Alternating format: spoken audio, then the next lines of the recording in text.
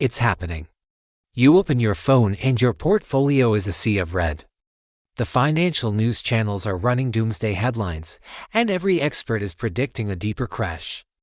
Your stomach is in knots, and every instinct in your body is screaming at you to sell everything and get to safety. But what if I told you that this moment of peak fear is precisely when the most successful investors in history get excited?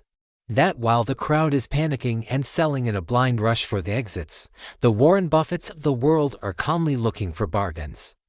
The question of whether you should buy stocks during a crash is one of the most psychologically difficult in all of investing. The intellectual answer is often a clear yes. But the emotional reality makes it feel impossible. In this video, we're not just going to give you the intellectual answer, we're going to give you a concrete, step-by-step psychological and strategic framework to actually act on it. We'll break this down into 3 critical parts. First, we'll tackle the psychology of a crash, understanding the emotion of fear so you can manage it. Second, we'll outline the strategic approach, how to buy without trying to catch a falling knife. And third, we'll discuss how to tell the difference between a true bargain and a value trap that could destroy your capital. By the end of this, you'll have a plan that allows you to see a market crash not as a threat, but as a potential opportunity. Let's start with the single biggest obstacle you will face, your own psychology. A market crash doesn't just crash prices, it crashes your emotional state. The 2 primary emotions that take over are fear and panic. This isn't a character flaw, it's a hardwired human response. Our brains are designed to prioritize avoiding loss over acquiring gains. It's called loss aversion.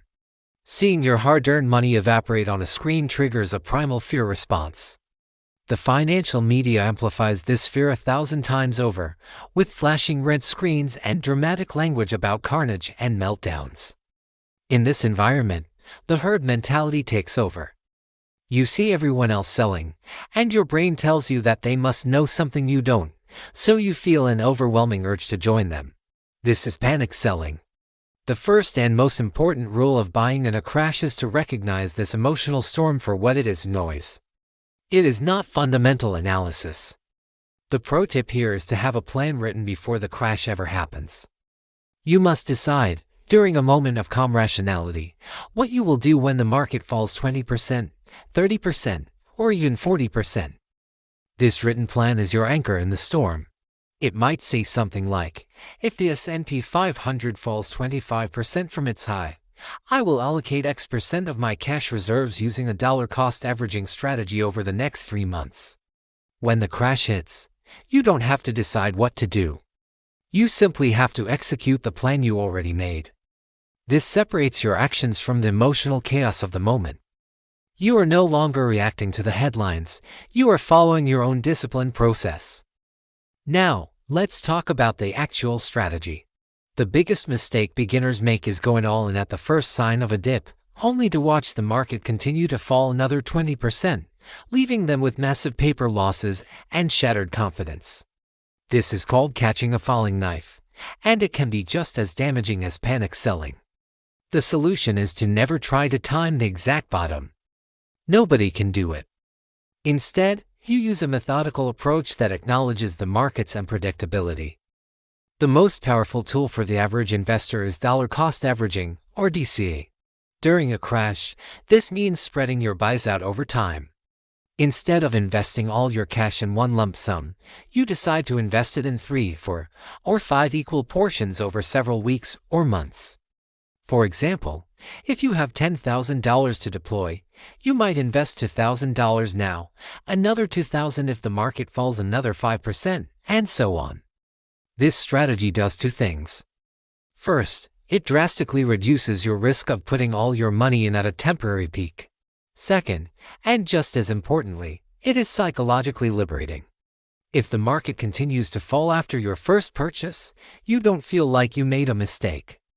You feel like you're following the plan, and the lower prices now mean your next purchase will be at an even better bargain. The other key part of your strategy is to have a pre-built watch list. During calm markets, you should be maintaining a list of high-quality companies or ETFs that you'd love to own, but that have always seemed too expensive. When a crash hits, you don't have to scramble to research what to buy. You simply open your watch list, and as prices fall, you start to see those dream investments come into what you believe is a reasonable buying range. Your buys should be focused on this list of high-quality assets, companies with strong balance sheets, durable competitive advantages, and proven profitability, not on the most speculative, beaten-down names that are falling the most. This leads to the final and most crucial point, knowing the difference between a bargain and a value trap. A bargain is a wonderful company that is temporarily on sale because of broad market panic. Its long-term prospects are still intact. Think of a company like Apple or Microsoft during the 2008 financial crisis or the COVID crash. They were dragged down with the entire market, but their core businesses were not broken. A value trap, on the other hand, is a company that is cheap for a reason. Its stock price is falling because its business model is broken, it's drowning in debt, or it's in an industry that is being permanently disrupted. It looks cheap based on past earnings, but those earnings are about to disappear. How do you tell the difference? You go back to the fundamentals we've discussed in other videos. Check the balance sheet for excessive debt. Look for companies that are still generating strong free cash flow, even in the downturn. Avoid companies that are in industries facing existential threats. The insider secret here is that during a true panic, the market throws the baby out with the bathwater. It sells everything indiscriminately. This is your chance to buy the baby, the high-quality companies at a fire sale price. History is very clear on this point. Every single major market crash in history, from the Great Depression to the 2008 global financial crisis to the 2020 COVID crash, has eventually been followed by a recovery and new all-time highs. Investors who had the courage and discipline to buy during those depths were handsomely rewarded over the following years. They weren't market timers. They were people who understood that the American economy and human innovation are resilient forces over the long run. Before we finish, I must provide a very serious disclaimer. Investing in the stock market during a crash is extremely risky and can result in significant financial losses. The market may not recover quickly, and it is possible for investments to decline further in value or even become worthless. I am not a licensed financial advisor, and this video is for educational purposes only. This is not a recommendation to buy or sell any security. You should only invest money that you can afford to lose and that you will not need for essential expenses in the short to medium term. You must conduct your own research and consider seeking advice from a qualified financial professional. Past performance is not a guarantee of future results. Your call to action is this: open a document right now, before the next downturn, and write down your personal crash investing plan. What asset will you buy? How much cash will you allocate? What dollar cost averaging schedule will you use?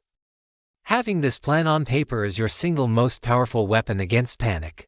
If this guide helped you reframe a market crash from a threat to a potential opportunity, please hit that like button and subscribe for more strategies that build your investing discipline.